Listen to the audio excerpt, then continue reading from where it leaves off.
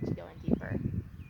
Oh, so man, um, all right. So Sean said that both of you went to the same school, right? Hmm. And if I understood it correctly, it's not a Christian school. No. Yeah. So how was it for you as a Christian to go to such school? And it's probably where my previous question goes to. Yeah. Like, was it challenging to interact with your peers who were like, I don't know, Hmm. probably swear or do such things? In some ways, my group of friends was mostly moral for the most Hmm. part. Um, And moral means, I'm going to use a loose definition. all right. Um, most of my friends didn't swear a lot, or very much so. We didn't watch bad movies. We didn't Hmm. steal things. We didn't do bad things that you normally think of high school students doing. There were one or two in the bunch, and I came to find out later that some of my friends did do these things, but they just didn't talk about it openly at school. So I was kind of oblivious. They knew I was a goody goody, and so they kind of kept quiet in front of me. So they kind of try to respect you. Yes, they did. Hmm. I did have one friend in high school that he was an atheist, and she really was not fond of me at all, Oh, why so? because I was Christian, and I would try to talk about the Bible, and she didn't like that. So and I would admit that I wasn't always the nicest. The pride of Oh. being prideful was thinking, well, I'm right, so I'm just going to bring my Bible to my lunch table, plop it on the middle of the table, and hey, it's here. You want to say something? Which is Oh. definitely not the right way to go about it. Mhm. So was it you who started such conversations first, or it was her, or you took turns? mm, there weren't a lot of conversations. It was Hmm. just more like we both knew where the other person stood, and so comments kind of made kind of exasperated it more Hmm. so than full-on conversations. Oh. All right. So, um, it feels to me that okay, we're going back to the question of about the book. Hmm. And if I understand correctly, you are the general editor of the book, right? Yes. So how does this process impact you? Well, really, it helps me learn more about Shawn. Um, First, I would think, and then seeing because I think there's a difference between what he would tell me at the beginning with what his past was like. He might have mentioned like, yeah, I was really depressed in high school and I tried to commit suicide, Hmm. but he really didn't dip in too far, um, because that is a mood killer. You don't want to talk about suicide on your dates for a long time. Oh yeah. Um, but then as we started writing the book together, we did have to go in deep talking about it. Talking about that was hard. Another part was hard was he mentioned that he had sex before marriage, Hmm. and so I learned a lot about his ex girlfriend and their relationship, and it's like, wow, I'm learning a lot. Go ahead. So how was it for you when you discovered such deep things? Hmm. Was it easy accept or it was a challenge? It wasn't that hard. I don't think it seemed that hard for me to. I already knew things in general detail. It's just Hmm. more coming to terms with it that it's not just a story, it was his life. Right. So things that he suffered or the sins that he committed, I had come to terms saying, well, whatever he did, he Hmm. has forgiveness for, and there's no reason for me to give condemnation to him because Hmm. of things he did this time ago when Jesus forgave him. Yeah. So, and how do you describe this process of actually writing the book? Okay. So as he described, we'll talk about it. I'll ask him questions throughout, but mostly I'll let him go and talk. If I'm I pretty get good at it. yes, if I get confused about timeline or like who is this person again, I'll ask. But then I'll take the recording, listen to it a couple times, and then go through and start writing the details out on our documents, and then look at it, see, okay, does this make sense how I said it? How would does it sound like me or does it sound like Shawn? And try to get the storyline going, so that readers can actually feel like they were there. And then not only that, like uh, providing the theological significance Yes. of why I'm talking about this topic or that topic, because I want to, like, when I'm talking about my past before becoming a Christian, I'm really trying to hone in on the total depravity of man, trying to hone in on what it really means to be a sinner, really trying to focus in on just different aspects of it. So like those kind of things come into it too. Like what theological aspect can we bring into something? You know, or what because not only are we trying to just because the whole focus of the book isn't me, or isn't the whole focus is supposed to be on Christ's work in saving me.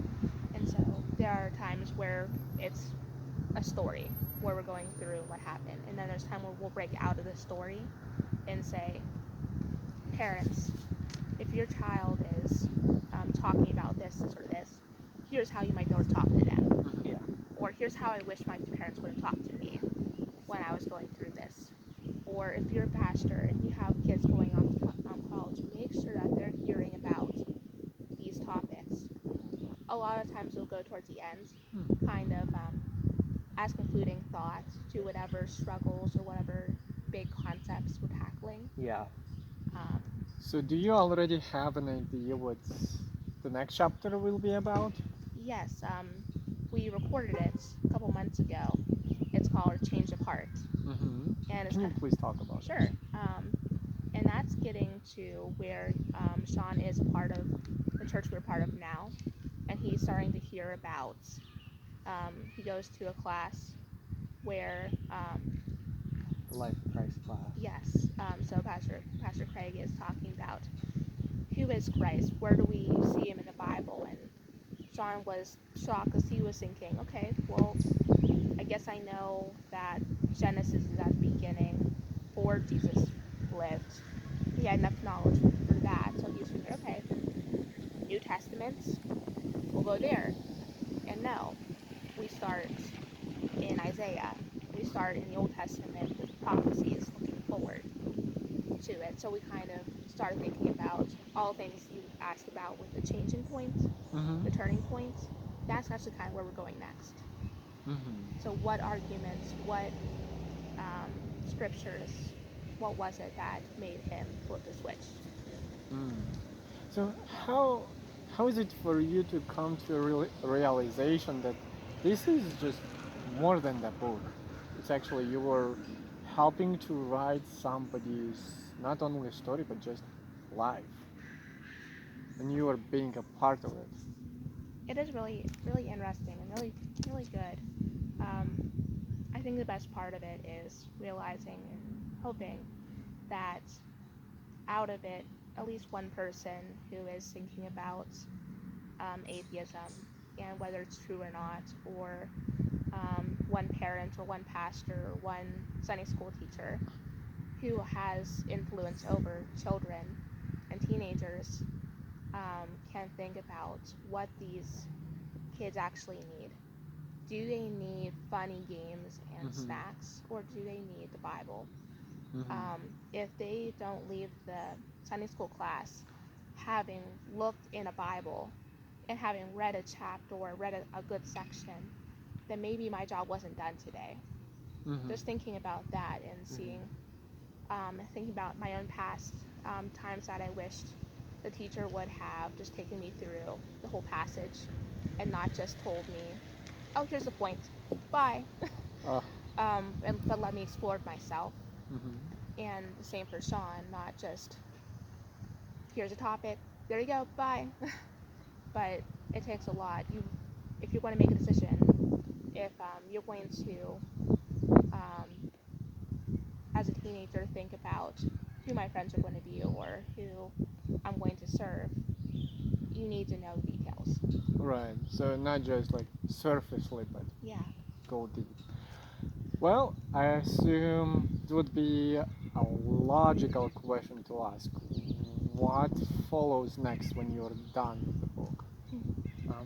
Do you mind if I hit something real quick Sure. with Yeah. Aly and I? Because I thought this might be kind of interesting to say, and then I'll make sure we answer your question. But what I wanted to hit on in this book very heavily is like, you know, I don't care if anybody reads it. I hope. But I you hope, potentially would like someone to read yeah, I it. want somebody to read it. It would be nice.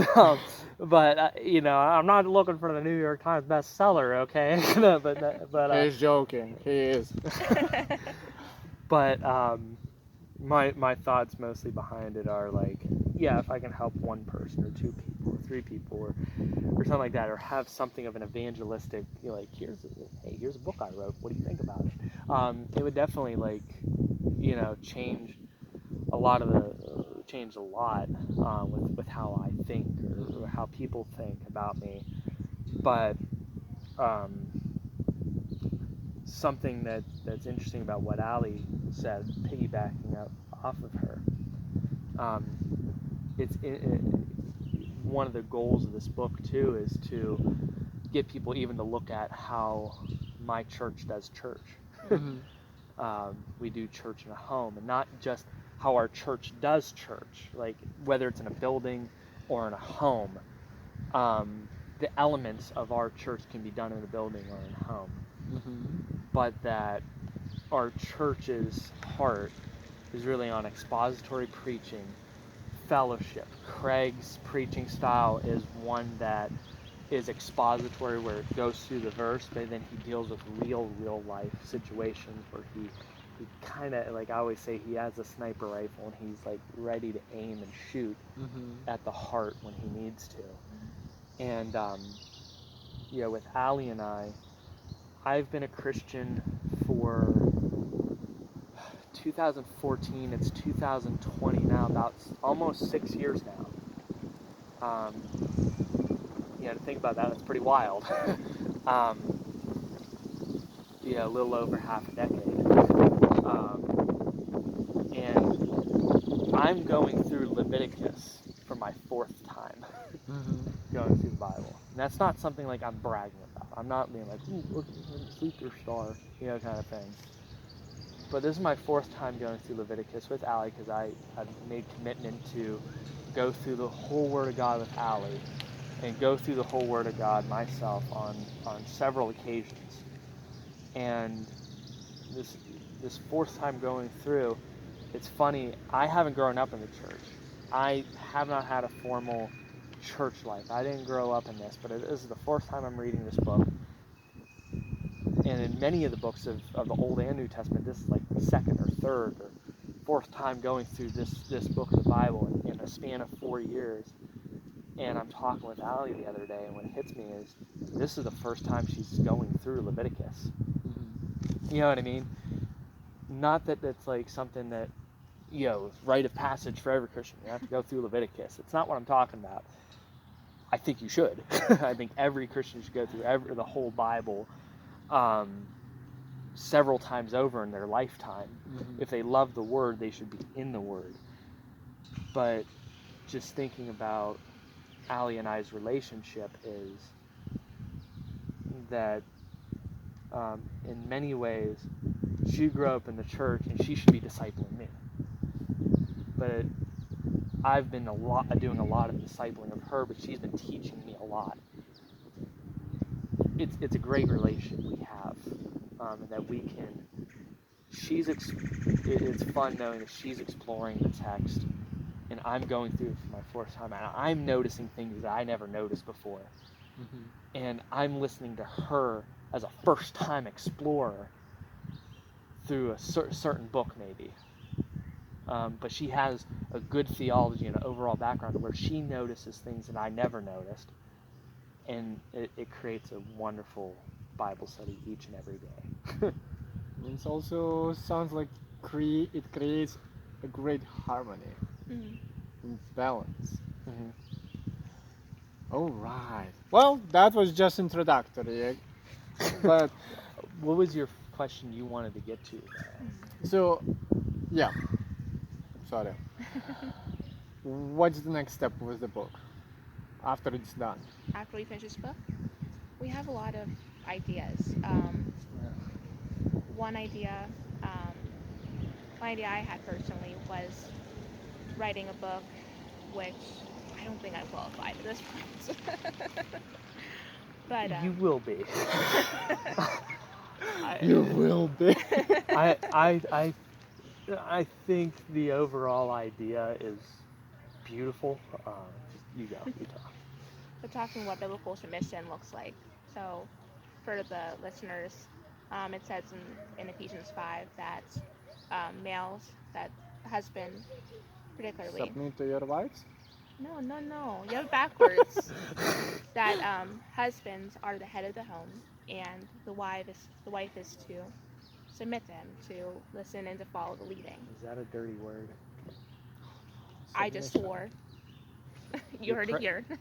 You're proud of it, aren't you? Yes, I am. Okay. Just let me Thanks know. to God. Yes. Something I will say is, I don't submit to every man. My husband only. Alexei can't tell me what to do. I listen to Shawn. Just But want to I make can that tell clear. Shawn what you should do. You can No. suggest. You can make suggestions, but if it's a wrong suggestion, I'm punching you in the face. Just like that. Joking. I'm kidding. I'm not a violent guy. I'm just joking. After we are done with the interview, he will be. No. I'll film that part. But my idea would be going through. Punching big scary Russian. May I continue? Yes, I'm sorry. There are a lot of books talking about what a submissive wife should look like. And those are good. There are a lot of helpful tips that are out there. But my idea is more going into scripture and talking about good and bad examples of how to or not to submit. Starting with the wives to the husband, but going in a little bit deeper because the Bible compares the wife to the church and the husband to Christ. So I would like to focus in on ways that the church has submitted to God in ways, and then ways that they did not, and what it can teach me about marriage by reading those and thinking about it. Well, I have to point this out. I'm sorry, but it's very interesting. You're a woman and you are talking about being submissive to a husband. Because I do know there are lots of women like, no. But you're like, all right, nope, you have to. It's written in the Bible, and here is why. I love it. It's absolutely outstanding.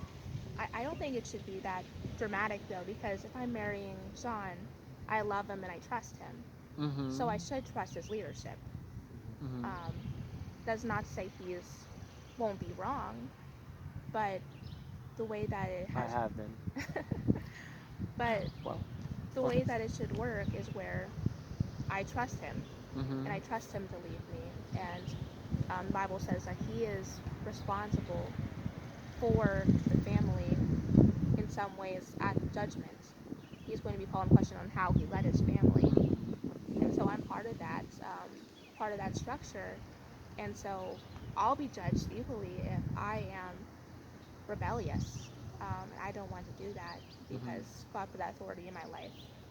Okay. So I need to honor it. But all right. Well, since we touched this theme or topic about being submissive, let's say Shawn is wrong. and Bible says you have to be submissive to your husband. How do you deal with that? You're as a wife, Okay. because Might want to put it in two different categories. Um, if I'm wrong in an area of sin, Mhm. that's different than if I'm wrong in an area of disagreement that is non-sinful. well, just generally that Okay. he's wrong. Not well, yeah, in a sin too. Like, hey, Sean, you probably should not have done this. But also like in in an everyday life, like you Mhm. know he's wrong, even though it's not a sin. Mhm. So, In that kind of thing, I might go to him privately and say, if we're in the middle of making a decision and he has this opinion that we should do um, this idea, I'd say, have you considered this? And I might give my ideas why I don't agree. hmm And then I say, think about it. Let me know. Um, I want to follow you with what you decide, but I don't know if you have this information. Does this help? Yeah. hmm And if that happens, um, I trust my wife enough to ask me and talk to me about what I care about what my wife thinks. I wouldn't have married her if I didn't care about what my wife hmm thinks. Hmm. So I want her to give input and feedback. Um, Now, I would say like biblical submission doesn't allow me to cause her to do something sinful. Hmm. hmm Like if I ask her to do something that is blatantly against the Bible, hmm right, and she tell her she has to submit to me, no. Like if I kill somebody and I ask her to bury the body for me, that is unbiblical. Hmm. That's wrong. I'm using that as an extreme example. hmm But if we're spending money, right? Like we're at a store. This happens on occasion. I see something that I like, and Allie sees something she likes, or something like that. Or I see something that I like that we want to spend the money on, or something. And Allie goes, honey, is this really in the budget? Or is this really a wise purchase? All right. And I'm thinking, okay, well, we have $20 a month for entertainment. We don't use it too often.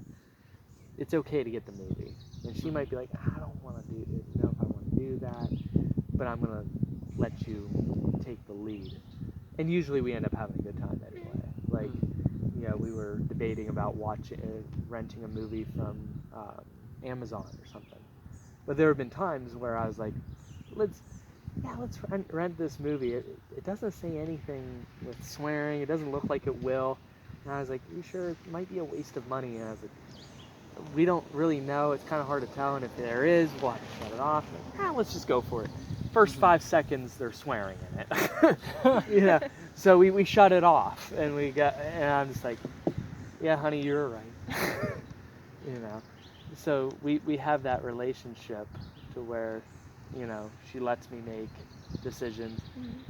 and every time I fail at a decision hmm um, in leadership, whether it be big or small, Hmm. it teaches me to be a better leader hmm the next go around, and it makes me a better man. I see when I do make mistakes. But there is nothing like Sean. I've told you. No, I can't think of anything like that.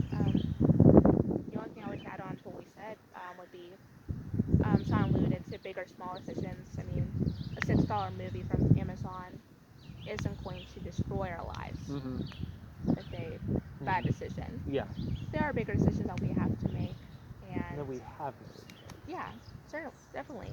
Um, where we don't know if we're doing the right thing when we're doing it, but I have to trust him. We went Right. through all the information together. Um, he consults me, and then we just go forth. And I think it's Yeah, also would be prideful of me to assume that I know best hmm and all these things. if I'm going to insist on my own way, then that I'm assuming that, like, well, I have all the information, I have all the wisdom, so you should just listen to me, and that's not true.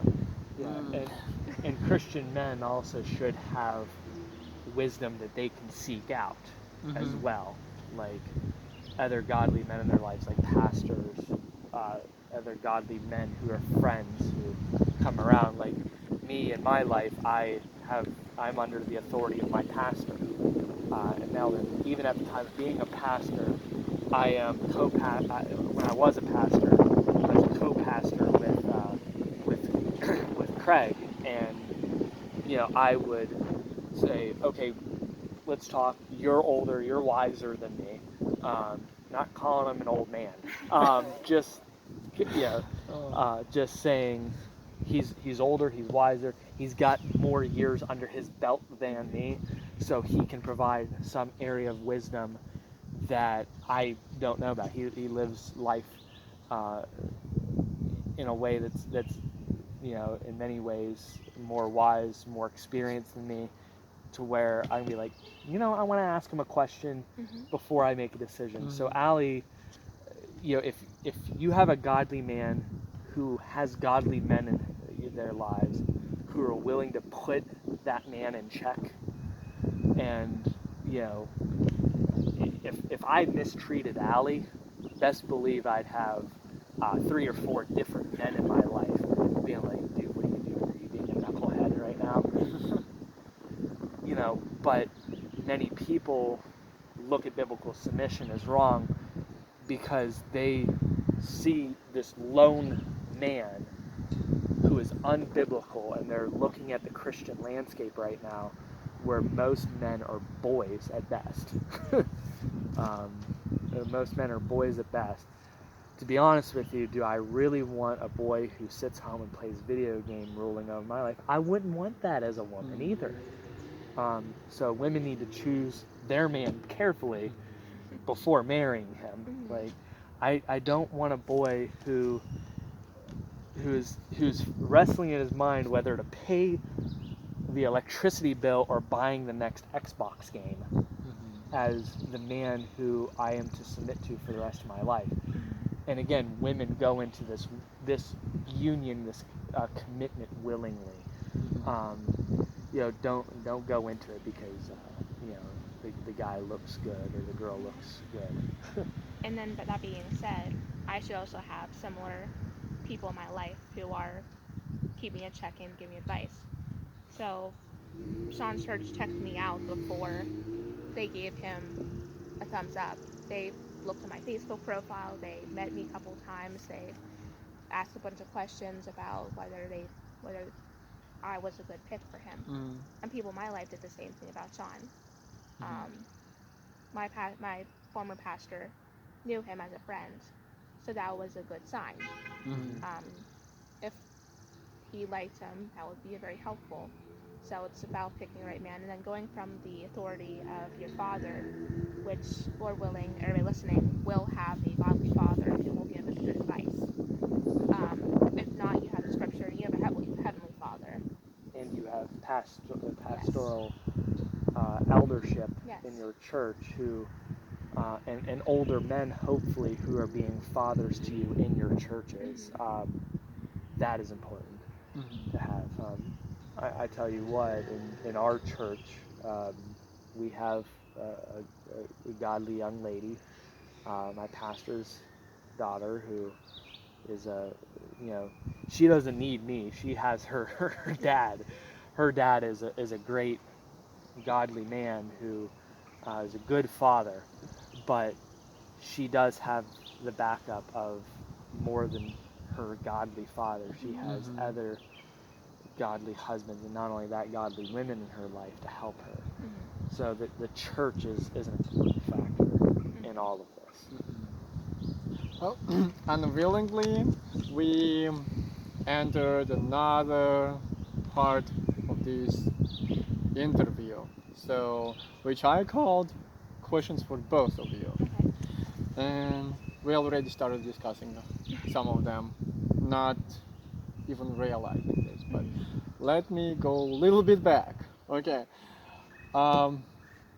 now, since you're, I would say, a new married couple, Mhm. right? Mhm. And what was the path that you had to take to come to this moment? Hmm. Like How did courting. you come? Like, Mhm. what happened during your, I don't know, how did you meet each other? How it's like, okay, yes, I like you. Oh, I like you too. Like, and here we go. We now just talk to this crazy Russian boy being married in like what, few months? Yeah. So we met weirdly enough at Dollar General where I work on Butler Avenue. A couple years ago, we started as friends. Mm-hmm. But what's funny was I was uh, pastoring in the church, but I was also working at Dollar General doing both. Mm-hmm. And when I was working at Dollar General, um, she walked in, and I recognized her as a girl from my high school who graduated a year Mm-hmm. before me. And I remembered her being a very quiet, very shy, never made eye contact with you, just was kind of there. I Mm-hmm. I sat at her lunch table once before I was a Christian. I didn't know her very well. But when she walked into Dollar General, I noticed something was different about her. Um, and she was beautiful. I'll admit that. Um, but she walked with confidence. What I would say is she walked with confidence and grace when she walked into Dollar General that time. And I looked at her and I said, and I thought, she looks totally different than she did in high school. Um, I wonder if she's a Christian, and I'm going to ask her. Mm-hmm. So what did I do? You did. Yes. He asked. Yeah, I mean, honestly, like, you would save yourself a lot of heartache in seeking out relationships if you just, ask right from the beginning, hey, are you a Christian? No. Okay, I'm moving See on. you later. See you later. So I was like, I'm going to ask. Because I thought that was important. Um, and then I asked, what church do you go to? I was like, oh, really? What church do you go to? And she's told me New Covenant, which is Pastor Chris and her pastor, of our parents' pastor, her former pastor's church, and he was one of my friends. And I thought, I know his